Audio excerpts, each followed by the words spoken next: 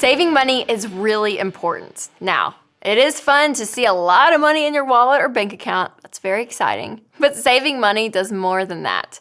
Saving money gives you peace of mind and it gives you options. I look at saving money like studying for a test in school. Now, when I was your age in middle school, I was a pretty good student. There were some times that I was a really great studier and really on top of stuff, and other times, not so much. I remember one time in particular, we had a test that I completely forgot about. I remember going to the classroom, sitting down at the desk, and I remember the teacher saying, "All right, take your books off your desk, get out your pencil. We're about to take our test for chapter 2. And I remember thinking, we have a test today? Oh my gosh. Then what happens? Your heart starts beating faster, your palms are sweaty. I was just so nervous and I had no clue what was happening because I didn't study at all. And what happened? I failed the test. Not good at all. And so for other tests, I was a really great student. Yes, I did note cards even. I studied hard every night. I was so prepared. So when the test day came, I got the test, I breezed right through it and actually made a good grade. Shocking, I know. And so that's like saving money. Saving money, it gives you peace of mind, like studying for a test, versus you being stressed out and freaked out, like when you don't study for a test. So establishing the habit of saving money early is so important because it's gonna be easier the more you do it.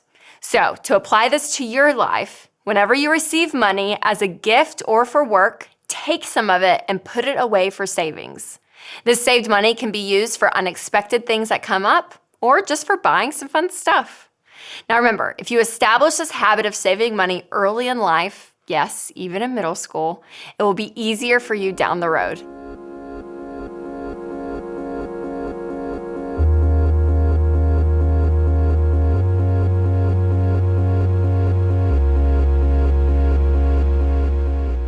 Hey everybody, Ken Coleman with you. Today, I'm gonna be out talking with students about saving money.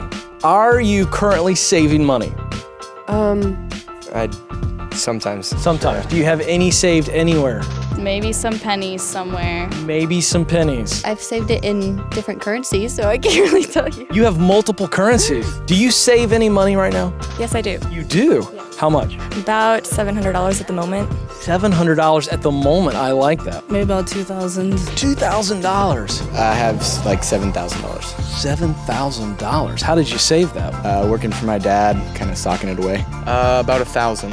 $1,000. Now, how did you save that? Work. I cut grass and just from birthdays and stuff. 100 to 200. 100 to 200. What are you saving for? Anything specific? Ice cream. Ice cream. The whole $200? What's the plan? How are you going to spend the $600? Probably towards college or a car or something. Very nice. How much do you think a car might cost? Probably spend over 10,000. The top 2 or 3 things you're thinking about for $100. Ice cream. Here we go again with the ice cream.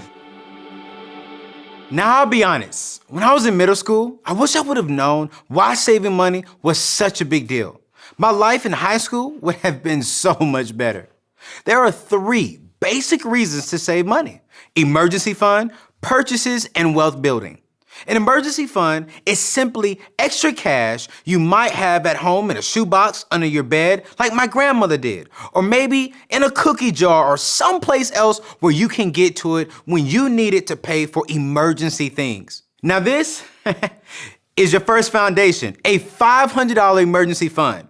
Now the goal is $500, and I know this sounds like a lot of money, but Zig Ziglar said, if you aim at nothing, you will hit it every time. The point is, you need a target right now. Your first target is $500.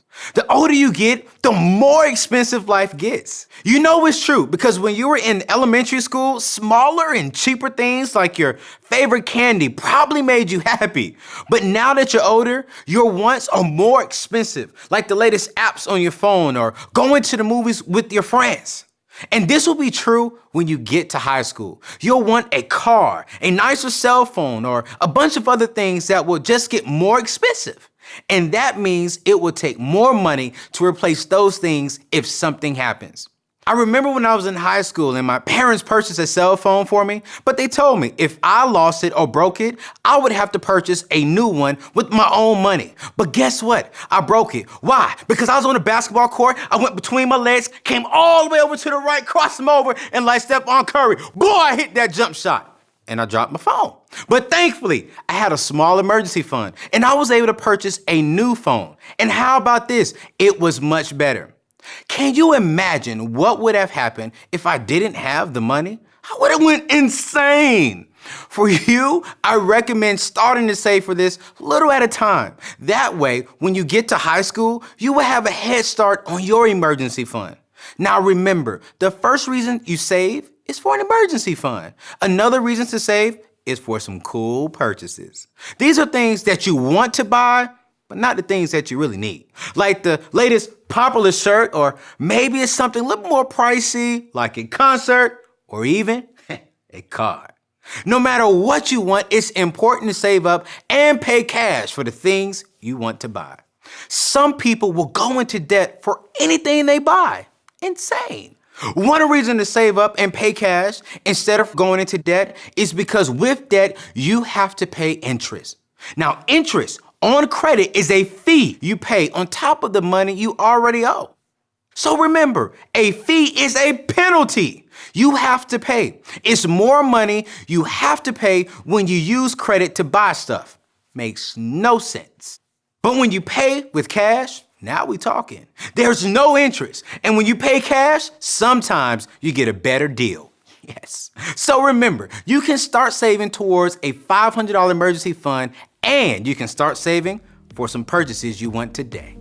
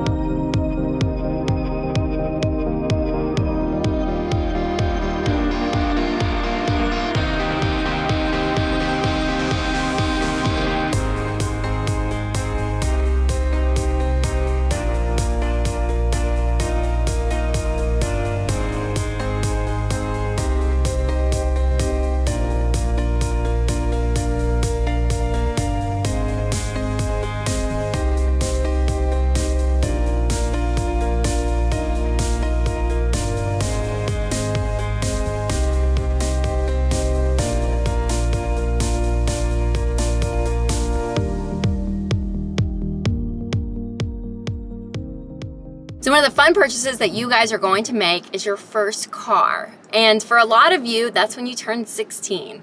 And I'm telling you, having your driver's license, having the open road in front of you, it is such an amazing feeling. There's such freedom when you have your license and you can drive.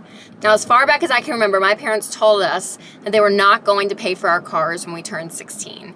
And so what they were going to do is actually match the amount of money that we had saved ourselves. So if we had saved $50, they would match that $50 and we'd have $100 to buy a car, which you can't buy a car for $100. You can buy a nice bike, but that's about it. But the flip side was true as well, that if we saved like $1 million, then they would have to match us $1 million. We could get a $2 million car. Now that wasn't ever going to happen, but that was the idea of the matching. And so I remember when my sister Denise turned 16, I was 14 at the time, I was in the 8th grade. And in the back of my mind, I thought, are my parents really gonna make us do this? You know, maybe they'll just show up on our sweet 16 birthday with a big bow on this nice new car, and that's what we get to drive. No, that did not happen. They made her take the amount of money she had saved, they matched it, and she bought her first car. And it was a great car. But I freaked out, because remember, I'm 14 and I'm a spender, so I did not have a lot of money saved. And so when I saw her do that, I knew, okay, I had to buckle down and get going. So I worked and I saved like crazy. I worked weekends, I babysat, I remember I walked dogs, I would travel with my dad on the weekends. I mean, I did whatever I could to make money. And well, I made a couple of $1,000s I ended up saving up. And so my first car was a great first car. And I took such pride in it. It was such a great feeling to work hard for something, save up, and pay for it. So for you guys, I want you to know the reality is true for you, that you can work hard and save and buy a great first car when you're 16. You really can do it. The third reason to save is for wealth building. Now, this is after you've saved an emergency fund and for some pretty cool purchases. You don't need to worry about wealth building now in middle school, but it's important to understand why this is such a big deal. Did you know that your money can actually earn you more money all on its own without you having to do anything? Yep, it sure can. This is known as investing. You see, investments are things that are purchased with an expectation that they will grow in value or produce income over time. Now, there's more to it, but basically, investing is when you put your money in an account, leave it alone for a while, and it's worth more later. Ha! Your money grows all by itself. By itself. Now that's what's up. So, what makes your money grow in an investment? Good question. It's all about interest. The interest rate impacts how much your money grows from one year to the next. So if your investment earns 10%, that means you'll have 10% more in your account this time next year. I like that. So there are two different types of interest that you need to know about. They both make your money grow, but they work a little differently. First is simple interest. You see, with simple interest, the amount of interest you earn each year stays the same, and it just gets added to your investment every year. So, a $100 investment at 10% interest would earn $10 every year. At the end of 5 years, you would have a total of $150. So that means you've made an extra $50 without even having to lift a finger. The only finger you had to lift was to count this money. Yes. The second type of interest is more complicated, but definitely one of my favorites. I'm talking about compound interest. Yes! Compound interest will help you make a bunch of money over time. It will help make you and myself rich. Now we're talking about more money, more money. Simple interest is steady growth, but compound interest is exponential growth. The interest you earn each year is added to your total, and then you earn interest on the new total. So your earned interest total amount gets larger every single year, and that's what makes your money and my money grow. So with that same $100 investment at 10% interest, you would have $164 after 5 years. Let me make sure it's all here. 150. Oh, yep, hold on, wait. 14, yes. Now I know there's only a difference of about $14 between simple interest and compound interest after 5 years with this example. But if your original investment, let's say, was $1,000, it will be a difference of $150. And just wait until later. When you hear what happens when you leave that investment alone for 20, 30, or even 40 years. Rachel will get into that a little bit later. Now, I know we just went through a lot of information, but there's an activity to help you understand this concept a little better.